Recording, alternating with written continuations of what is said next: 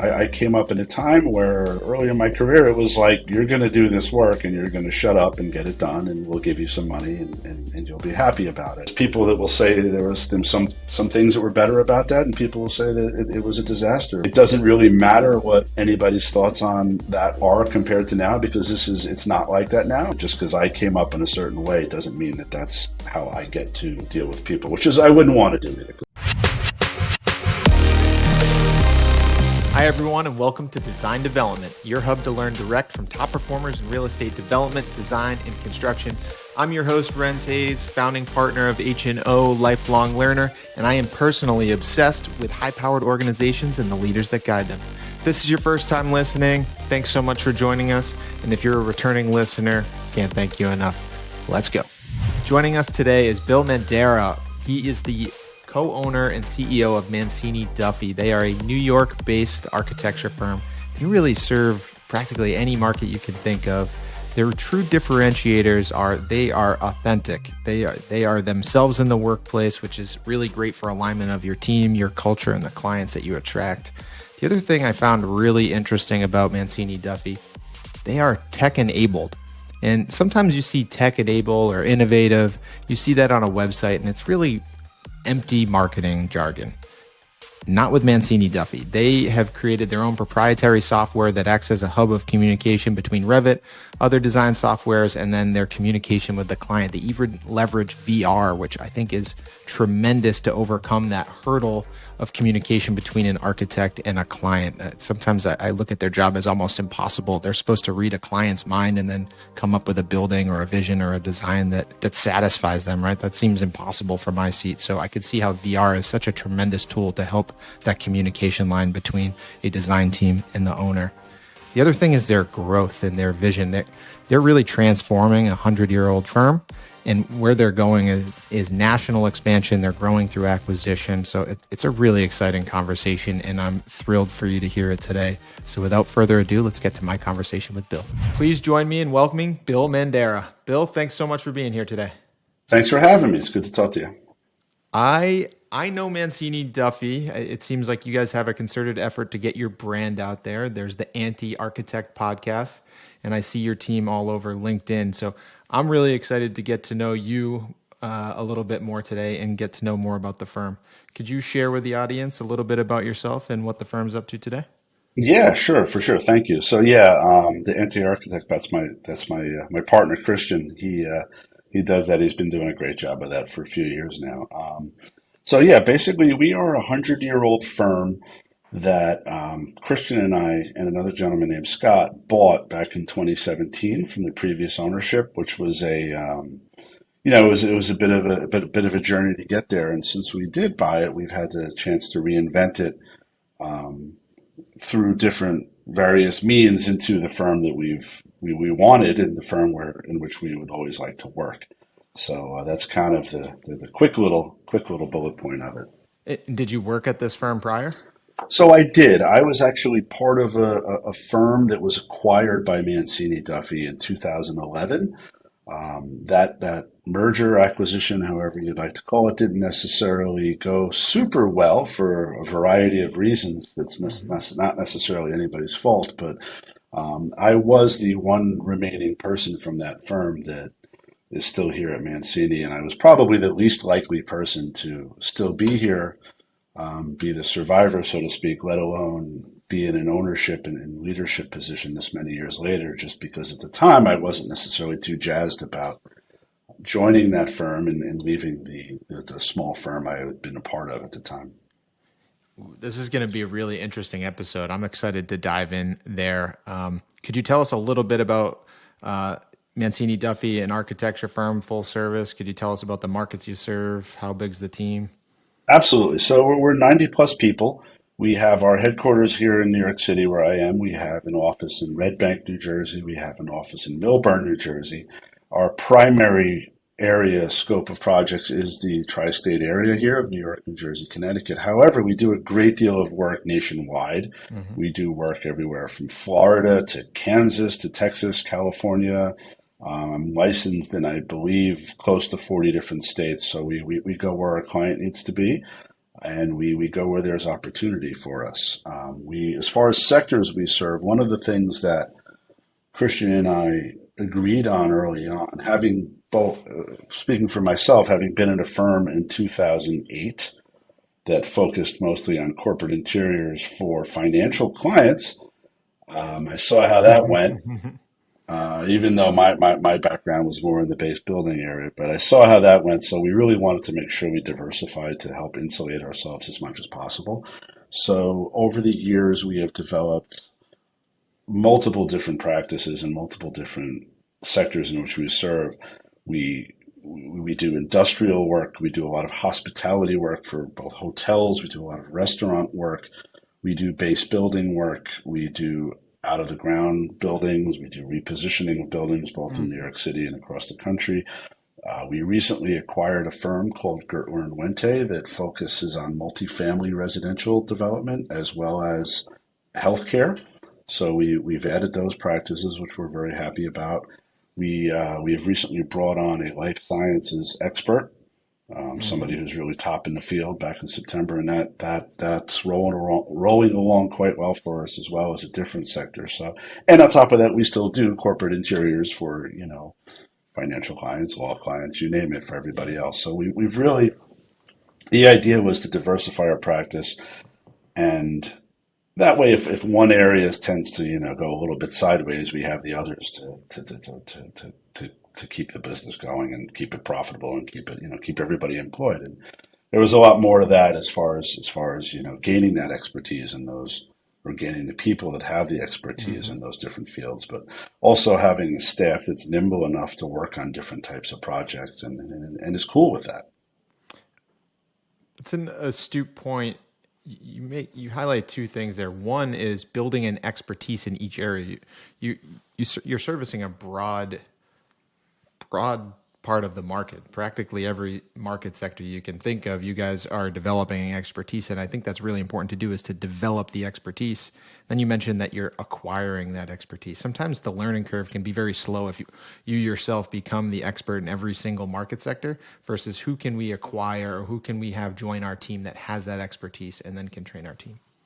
100%. So there's two different avenues that we've gone in the last year. One was, like I mentioned, with the healthcare, which was bringing in a firm that, I don't want to say had a plug and play healthcare group, but kind of had a plug and play healthcare group, and had expert in the field, has the credibility and the knowledge to do that work because it is a specific type of work.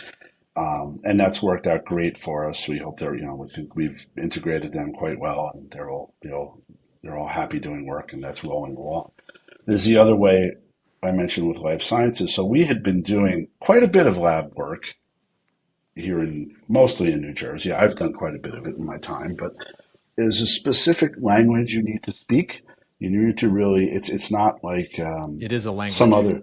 And it's not some other types of work where you can kind of fake it a little bit and, you can say, okay, if I can design this, I can design that. It's not really like that because it is so specific, and there's a certain skill set and knowledge set you have. So the fact that we had been doing some projects and brought in a gentleman named Dan Kastner, who's an expert on that, who's been doing it for 20 something years and worked in this field and knows every person in there and everything you need to know to do the job.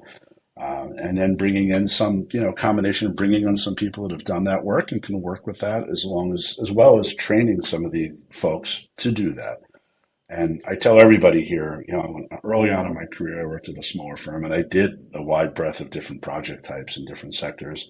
And I'm grateful for that because, you can't do everything, but you can certainly do a lot of different things. And the more variety you have in expertise and what you can do, the better insulated you are as a professional as well, aside from the organization.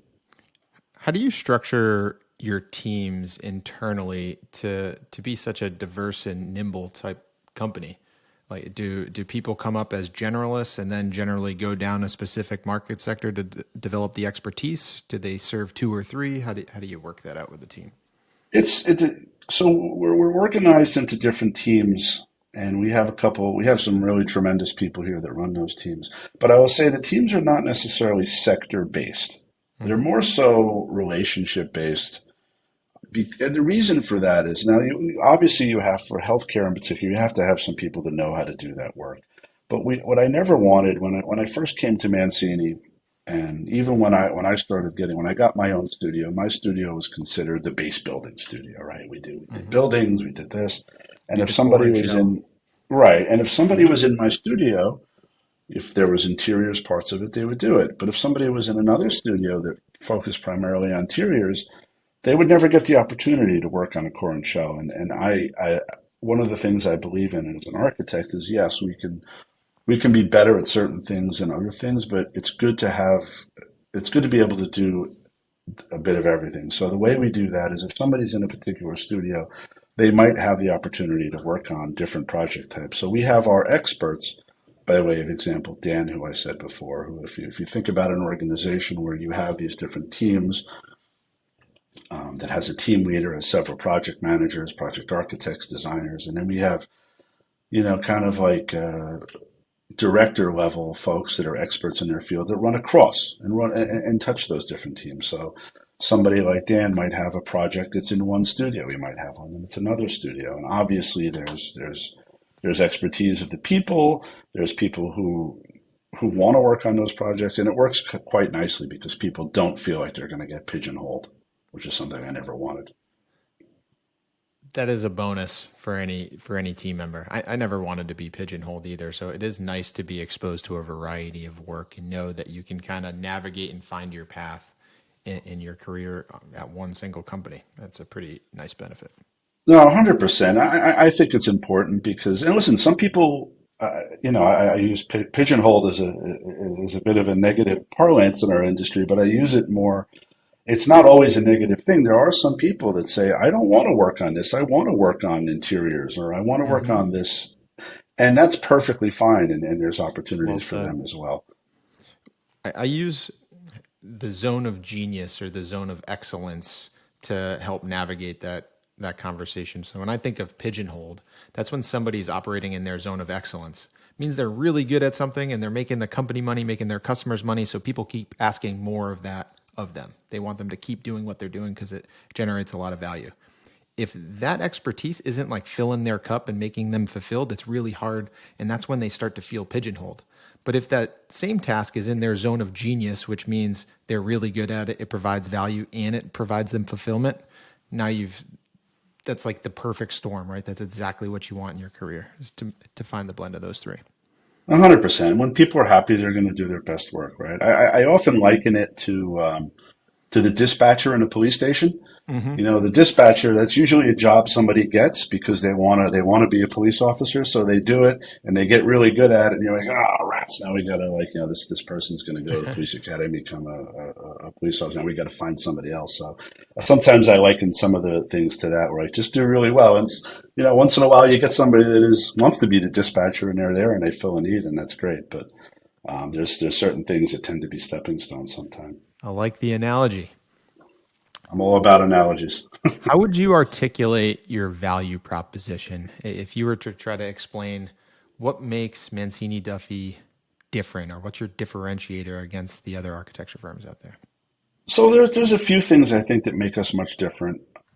The most obvious thing, if you look at our website or come here and work on a project, the most obvious thing is our technology and our processes that we use. Hmm.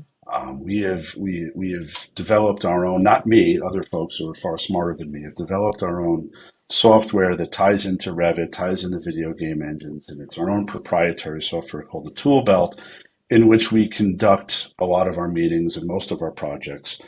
And it's a differentiator for us because it allows people of far different experience than the idea of, okay, we have this project. We're going to go away for a couple of weeks. We're going to come back and give you this InDesign presentation, and it's spell checked. And I'm not going to yell at anybody because they spelled residential wrong or something like that. And you're going to look at it, and we're going to have a few options, and you're going to maybe you like one, maybe you don't, and we're going to go back and have a conversation. We're going to go away for 2 weeks and come back, and we're going to do that again. We don't do that. We really kind of like to strip away a lot of the superfluous things, and we bring people right into the process. And the software we have makes it easy where we'll sit there and you'll say, you know what, I don't like that. Okay, so instead of going back and having somebody go in the Revit model and move it or something and then come back. We just move it right there. We move it. We see this is how it feels, and the people can be immersed in, well, it's either a VR experience or it can be a first person experience. It can be in our office, it can be remote, and it really works quite well for us. So that is one way that I believe we differentiate ourselves. It sounds like you Um, guys really are tech driven. That's not just marketing, no, marketing no, no. your website. We You own really it. are. One thing that I hope would be apparent in talking to most people, hopefully everybody here, but especially Christian and myself, is that we're not BS artists. We own it. We do stuff that's who we are, and that kind of goes into my second point of what's a little less of a tangible difference, but I think is, and I know is a difference between us and a lot of architecture firms is that one of the things we truly believe here is that we need to be ourselves. The idea of somebody putting up a facade, architecture, bad architecture Hmm. pun, sorry, but the idea of somebody, It's a great coming one. in, we're pretty much brutally ourselves, for better or worse, and we're not fakes. We listen to people. I would say a lot of our clients do become pretty friendly with us because we don't hire. We kind of have a no a-hole policy here. I don't want to It's a get you good an explicit policy. rating. I can get behind that. It's important, in this industry, and I'm probably not going to make any friends at the AIA, but in this industry, there's a lot of phonies and fakes. There's a lot of people who are very self-important.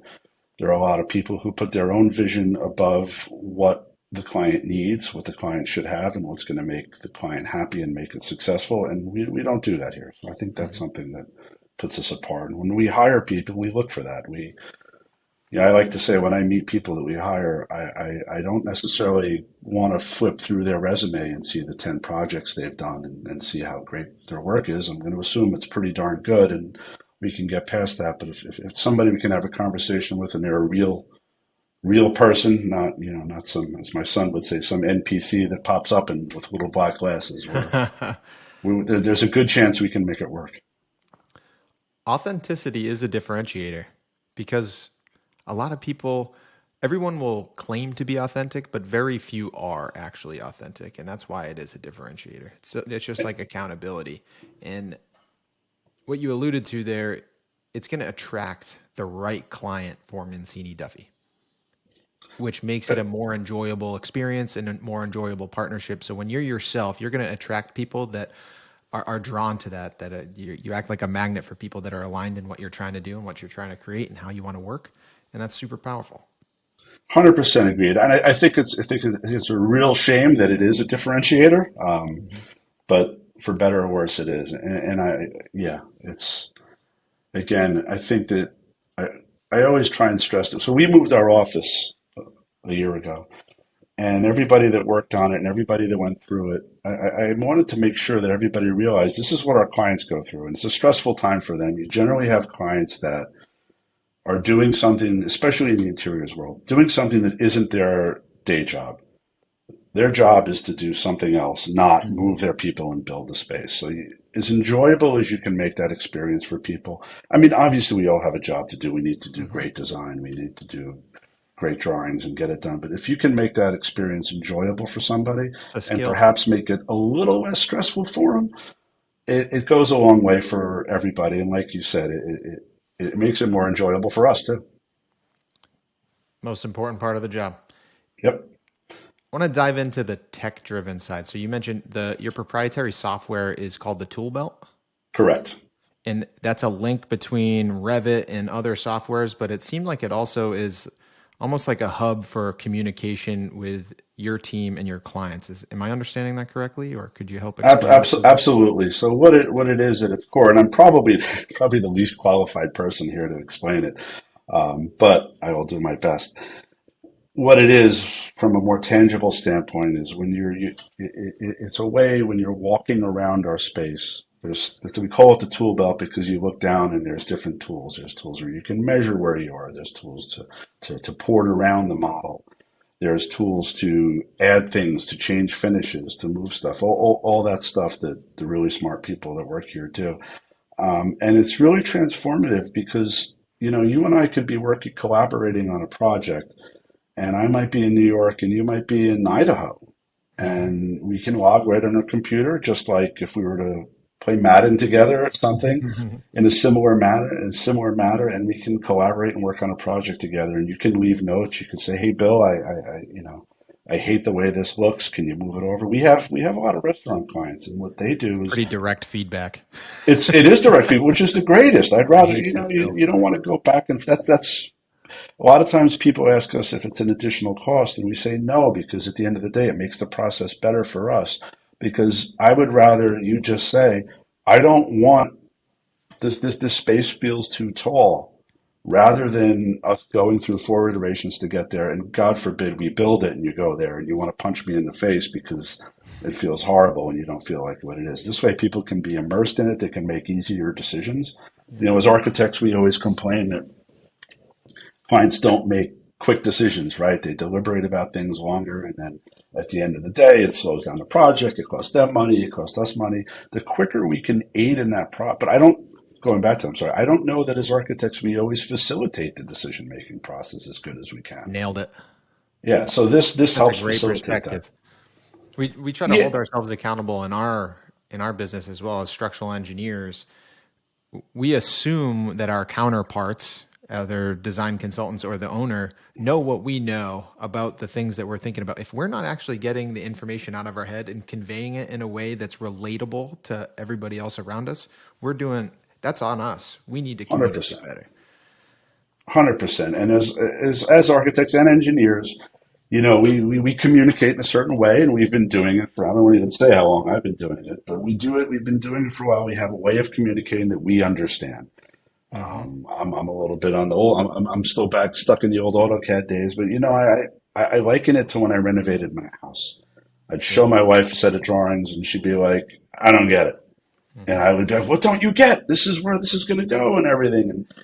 And it's eye-opening because we do tend to get lost sometimes in our own way of communicating that we understand. And this is, sometimes we're communicating with people that are very intelligent people, very creative people. It's just different. They don't understand that. So the more we can make it so they understand, the better the process is going to be for everybody.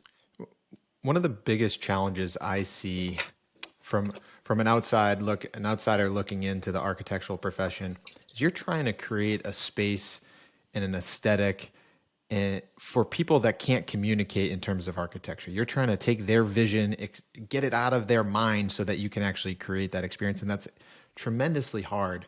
And you mentioned this tool belt and some of your you mentioned VR, virtual Yes. reality. How has that transformed the industry, and how has that helped your team and your client interaction?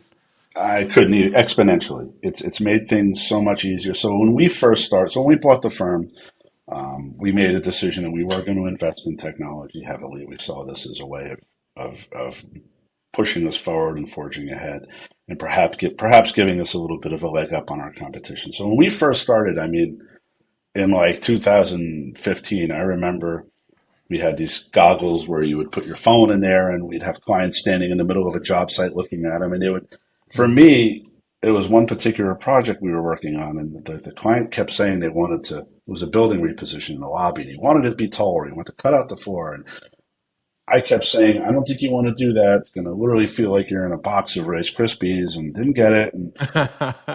And then we stood there, and he put these, and they were cheap at the time. They probably weren't cheap, but they were cheap goggles. And I think I put my iPhone in there, and he looked at it. He goes, Mandara, you're right. This feels like a Rice Krispies box. We don't want to do that. And it was like, ding. Dang. So all the way to now. For the VR goggles right there.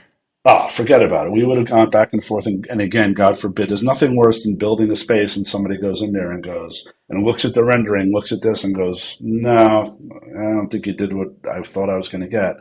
And at the end of the day, you can point blame around, but anytime something goes wrong, the first person you always need to look at is yourself. So, what a tool. And so talk to me about the VR experience, on a given project. Say it's not an existing building. Do you create a VR experience for a new building as well through your technology? For sure, we do. And as the project evolves, so does the VR experience. Mm-hmm. And we've learned this through, initially, we've been doing this for quite a while. We learned this through some, I wouldn't say failures, but through some challenges early on. So we've learned early on when we walk people through, it's a whitewashed model. It's basic forms so they can understand the volume of the space more. And they're not going to, because people have a tendency to focus on, it's almost like when I was younger, we would always joke, I would bring my drawings to be checked by the senior architect. And the first thing he would do is look if you had a spelling mistake and he would throw the drawings back at you and tell you you're horrible. And so like, if you leave some low hanging fruit, like they're like a color or a piece of furniture, people are going to focus on that rather than focusing on the environment and the volume that they're experiencing. So we start off in a very simple whitewash environment. And as we go along the process, and this is true for a new building, for a renovation, for a restaurant, for an office, for a hotel, you name it. It's true of everything. We start with the whitewash and then we develop it over time as we develop the project. Because something I love about this about this experience, which is different than earlier in my career, is earlier in my career you'd get a design to a certain point and then you get a rendering done. And the rendering was you'd either send it to somebody or there was a young kid in the office that was a hot shot and could do the rendering. And you'd look at it and you'd be like, it doesn't really look that great. We got to sell this. You got to do this, you do that. And you start to bend reality a little bit. And you start to put things in there that aren't necessarily designed or thought out because you're trying to make a beautiful picture, which is fine. That's what you want to do. And then at the end of the day, internally, we'd all be like, well, it's just a rendering. It's a cartoon, blah, blah, blah. This eliminates that because as you design it, you don't put anything in that model till it's designed. And this was really kind of It's a great lesson. hammered home to me by one of our guys because I was like, come on, man, you got to put some furniture in there. It doesn't feel right. And he's like, well, we haven't selected the furniture. Why would we put furniture in there? Why would we put something that's not going to be there? And I was like, you know what? Again, ding, you're right. So as we figure out on a base building, right, is this going to be what kind of wall is this? What kind of structure is it going to be? We put it in there. And then even as we develop it with consultants, with the structure, with the MEP, with the plumbing lines, so we put these things all into the model. And if you walk into a space, particularly in a new building, you can see like, oh, great, I'm going to walk into the stair. Oh, there's a standpipe here where it shouldn't be. Like, well, let's move that. Hey everyone, quick break from the episode. If you're enjoying today's episode, please send this to a friend, like, share, comment, subscribe. It's the only way we're going to help more people. Let's get back to the show. You mentioned the experience of when Mancini Duffy, and I don't know if that was the name, bought the firm you were originally at in, I think you said 2011-ish? Yep. 2011. And you ended up buying in buying out the old ownership in around 2017, is that correct? That is correct. 2017. So could you share some of the lessons or let's say the perceptions, the feelings, the things that were challenging about that time when your firm was originally acquired and how that influenced your growth as a leader and ultimately buying out that company and what you are today? Yeah, for sure. So, and again, I'm not here to cast aspersions or blame anybody. Everything happens for a reason, and they kind of happen. But I did get a front row seat of kind of what not to do to integrate firms. And it was quite useful when we acquired Kurt Warren Wente in particular. But from my experience, I've always kind of fancied myself a bit of a square peg in a round hole or reverse it. And you it just was operate that way. it's just, listen, I'm just going to do what I do sometimes. That's my poor wife. And it was very much when you got there, it was, this is how you're going to do it. This is how it's going to be done. I don't care if you think this is a better idea. This is how it's going to happen. And now I would say that and to me, that was always off-putting and immediately just kind of the punk rock in me wants to just rebel and do the exact opposite just for the heck of it. Which is honestly the natural response to, that's kind of an authoritative type leader. And Yes. I see that a lot in construction in particular, like that almost was the older way of doing things. And leadership wasn't necessarily taught. And so people naturally became authoritative because that's the only way they knew how to get things done. It wasn't that they were a bad person. It was what they 100%. they had to do to get things done, right? And it takes a lot of reflection and objective thinking to grow beyond that authoritative state. 100%. So one of the things that I think I've learned over the years through that experience, through other experiences, and quite frankly through some coaching as well, is that when you explain to people why you're doing something or why it's important, Hmm. rather than saying, because it might be perfectly valid why you have to do that. I mean, listen, we have certain procedures and processes here that quite frankly, are non-negotiable because they work and because they serve a certain purpose. But if you explain to somebody why it's important, why they're going to do it, why they need to do it in a different manner, they don't the instinct to immediately like put up blinders and rebel goes You're away. empowering them, Yes. right? And it's something I have to remind myself as well, quite often, because sometimes like I explained before with the architects, that just assume everybody else can communicate. I do have to check myself because I do assume because something's in my head and I know it's a good idea and it's the right thing to do, that everybody else is going to get that. So I have to it's one thing I try to check myself on a lot is to take a step back and try to explain why I think it's a good idea and believe in it. Thanks for bringing up that example. I would say I have the same exact things that I work on. And sometimes when you've done something for so long or you have the expertise or the experience to know the answer, Yep. it's hard as a leader not to blurt that answer out and move on because you have to change your mindset. The goal of that interaction is not to make the decision and move forward. It's to make sure everybody understands how we arrive at a correct decision to move forward. And that becomes the goal. And it's a huge shift in leadership. 100% agree. Absolutely. And for me, sometimes it can be a little bit more difficult because I came up in a time, I graduated college in 94, so you can do the math there. But I came up in a time where early in my career, it was like, look, you're going to do this work and you're going to shut up and get it done, and we'll give you some money and you'll be happy about it. And That's the world I I grew up don't, in.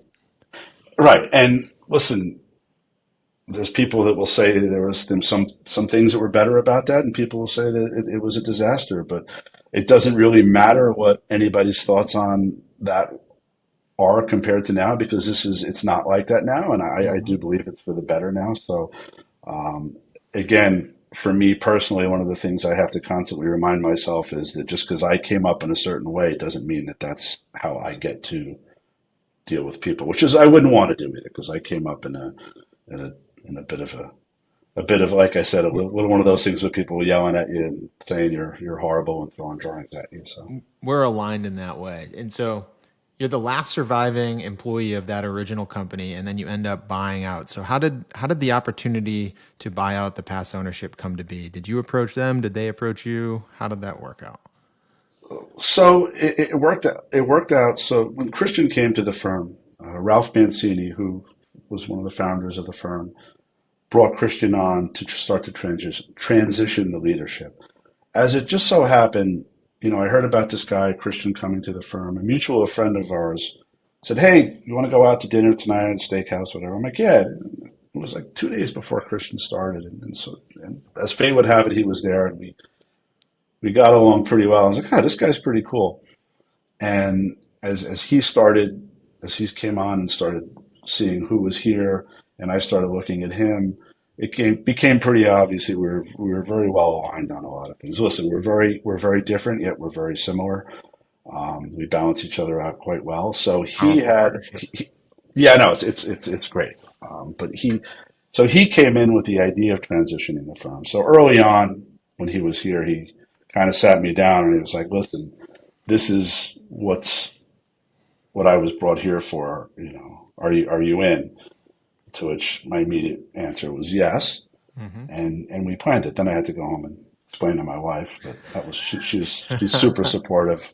And, But it was and kind when of you like, say transition the firm, obviously we just talked about some of the culture side of things. And that was also market. So what markets were you in before you took over in 2017? so. Just to back that up again, one of the things that I'm very grateful, in particular to Tony Sharippa, who was the former CEO of the firm and one of the people we bought out. Once we started having these conversations, they were gracious enough. I don't want to say step aside because that has a bit of a negative connotation. It's not. They were kind enough to allow us the leeway to start molding the firm knowing that we would be taking over in a few years. So the transition really started in That's 2014. almost unheard of because That was amazing. It was that's a amazing, and I really, really, really challenging thing for the current ownership team to do in any type of transition. That's honestly where the rub is, right? What can yes, happen in a transition is the old regime's trying to get out and trying to get compensated. The new regime wants to start crafting the firm that they want to buy. And there's this lag period of when they're negotiating the buyout that becomes a ton of tension when they're not seeing eye to eye on how to transition because it's not official yet. So I absolutely. And understand. I don't. I mean, listen, it wasn't all unicorns and rainbows, Never is. It's the hardest thing but to go through. again, I'm eternally grateful to Tony Sharippa for allowing us to do that. So we really started that transition early on, and everything from bringing in hiring staff to making changes to procedures to investing in technology and current ownership, we're going to go out and we're not going to have a private office, we're going to turn it into a room where we're going to have 3D printing and people walking around in VR goggles, and they're like, okay, um, Yep. And you're you spending their know money with those investments, and that's the hard part. But like, 100%. yeah, So I'm very grateful for that. So it made it quite easy. So, and it took, obviously these things take time. So it took a while to come to, fair compensation for everybody and how the heck, we were going to come up with it and all that good stuff. And thankfully it did. But if not for that, that very gracious stance by Tony in particular, it would have been we would have been further behind. Definitely put us on second, started us off on like second base. that's fantastic. It's a good lesson for anybody that's considering ownership transition because, I mean, there's a lot of people in the industry that are approaching that part of their tenure as a leader of a firm that they're going to start thinking about ownership transition. That's one of the topics that we really try to explore here on design development to open up everybody to the different situations and the things that you have to think about to do so successfully. So, thank you for sharing. No, my pleasure. And I will say, architects are not always the best businessmen, or business people. So it's ownership transition is not something that's necessarily front of mind for folks until it has to be. What's your day to day like as the CEO of this firm? So it's funny. Somebody asked me in a way of describing my role without using any type of business term or title. I would say I'm kind of like the goalie here, right? Um, I oversee all of I'm the architect of record, so I sign all the drawings. So I see all the drawings coming out of the office. So that's one aspect of my job is to make sure that everything that goes out here is done properly and meets code. Now I know, but I could certainly not do that by myself. I have a very trusted group of folks that help me with that. So that's part of my job. Our CFO Bola and I spend a lot of time together on the operations of the firm. But I would say it's really kind of a combination of being the goalie to make sure that nothing bad happens and we all get to work out properly, as well as really just being here to give people the resources they need. Mm-hmm. I like to, there's a lot of folks here and they all need different levels of support. I've been doing this for a while. There's a lot of experience I can offer people, both good and bad, a lot of bad that I can use to, as a positive. But it's really making sure people have the resources, whether it's knowledge, whether it's if some things cost money or if it's Mm-hmm. materials or time, making sure everybody has the resources they need and just being here. So like we have free address here in our office and I don't even sit at a desk. We have a couch that's in the middle of our office and I just sit there with my MacBook and do my stuff and a lot of people come by and ask me things and sit down and it's great. Wow, that's really cool. Are the architects that are in current executive roles, are they also practicing architecture or like how does an executive role, does that overlay with say a principal role that's maybe still acting in the day-to-day architecture? Interesting. So we have a leadership. We're not necessarily as tiered as that. We do have very clear cut criteria that some folks here have put together for what positions means, whether it's senior designer, junior, Mm-hmm. which is fantastic and really gives people clear knowledge of what it's going to be. But we have a leadership group here that consists of ownership as well as some studio leaders and some people that we just believe have the right attitude, the right voice, the right experience, and the know-how to help run the firm. Right.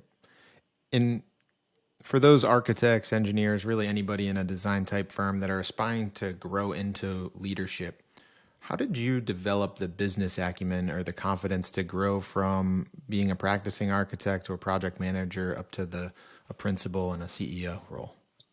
So it's interesting. I was always, I worked, like I mentioned before, I worked at a smaller firm and I just did projects. I designed them. I Mm-hmm. did the drawings. I managed them. I just did it, kind of did everything with maybe a person or two helping me.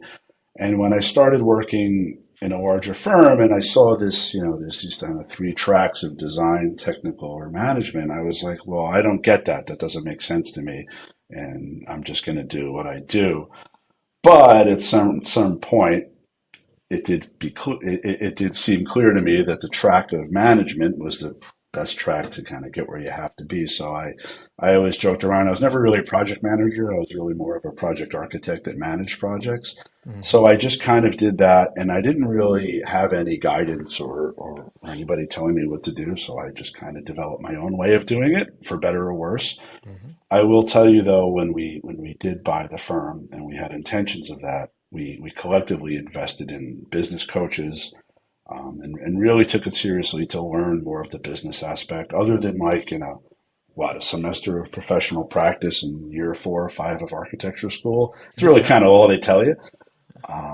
And I could put a building together pretty well, but at the time, it was reading a balance sheet, like what is that, or an earnings report. That was that we Mm-hmm. had, those are all important things you have to learn. I So had those same aha experiences.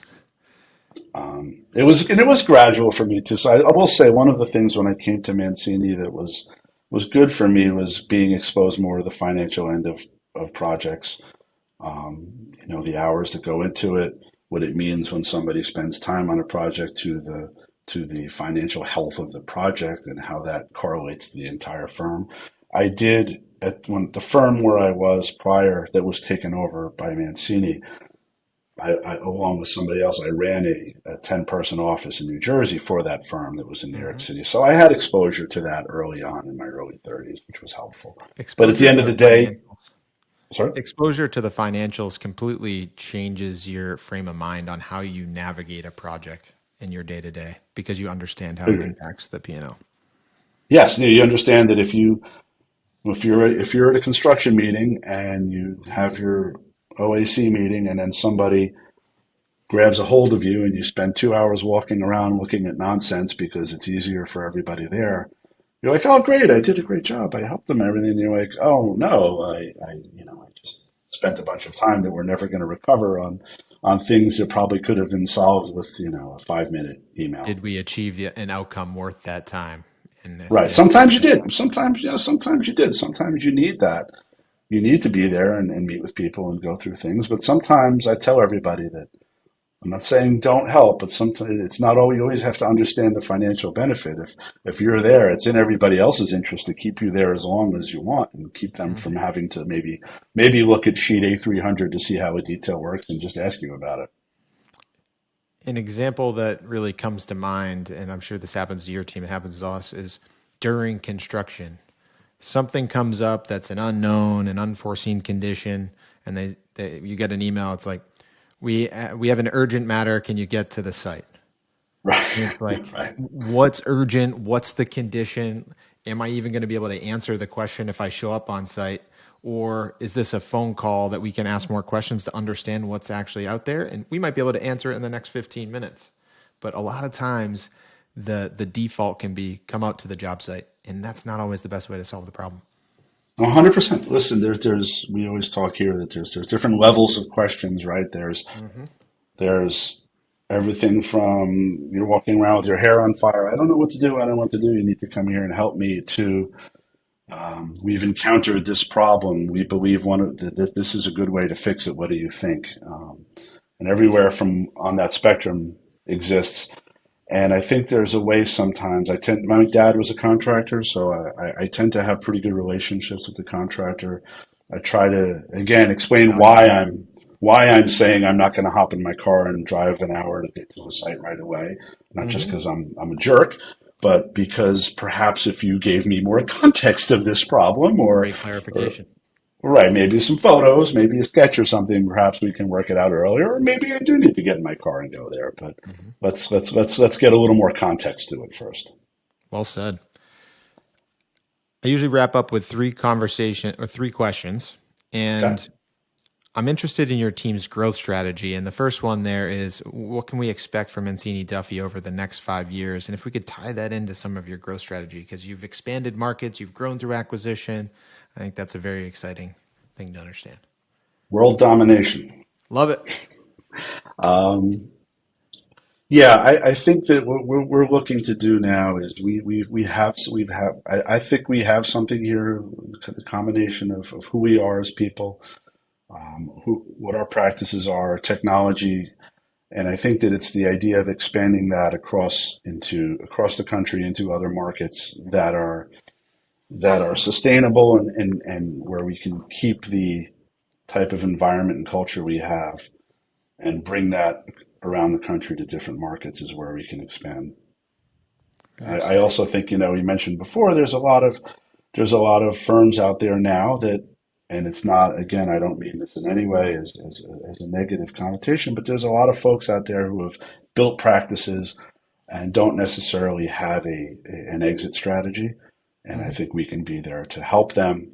One of the great things about the acquisition we made last year was these were gentlemen that they're not necessarily looking to retire. They're not necessarily looking to stop working or abandon anything, but at the same point, they wanted us. I don't want to say safe space because that's going to make me vomit, but they wanted a good environment and a place to park what they've built over these years. And I think Mhm. that that's something that we can accommodate and offer people in a trustworthy manner.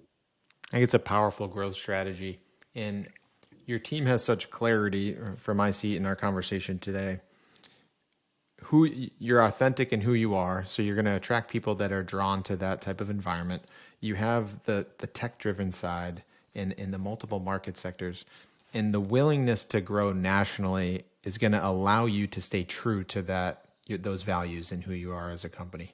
I think it's really challenging to stay true to a culture when you're only trying to grow in one market, because Yes. you almost outgrow your aligned clients in that close proximity, and growing nationally allows you to diversify in other ways. 100%. Listen, if I walked into, not that you could fit it, but if I walked into this office one morning and there's 500 people all in the same office, it becomes hard to manage and it becomes hard to keep those values and culture that you've instilled. Doing it in a more measured way of environments so where you can go there and establish it and have people, quite frankly, again, I'm very fortunate we have some amazing people here that also have kind of drank the Kool-Aid and believe in what we believe in.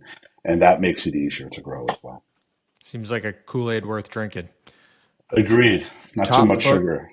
top book or podcast you'd recommend?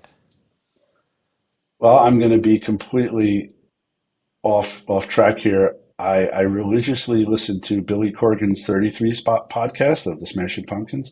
All I'm a right. huge, I'm a I like to say I'm a failed musician who does architecture, but um, love the Pumpkins, love Billy Corgan, and I love listening to it every week. I'm going to be bummed out when they get to the last song and it's over. All right. And best advice you have for emerging leaders? Be yourself. Be yourself. That's it. Authenticity. Authentic. Bill, thank you so much for joining us today on Design Development. I've really enjoyed getting to learn more about Mancini Duffy and your story. So thanks for sharing it with everybody. Thank you for having me. It was great. I enjoyed talking to you a lot. Hi, everyone. Real quick before you leave for the day, if we could ask one favor. If you enjoyed today's conversation, if you're enjoying all the conversations on design development, please share this with someone that you think will benefit from it. Our goal is to help as many people in the design, development, and construction industries. And with your help, I think we can spread the word and help more people. Thanks for tuning in, and can't wait to hear from you next time.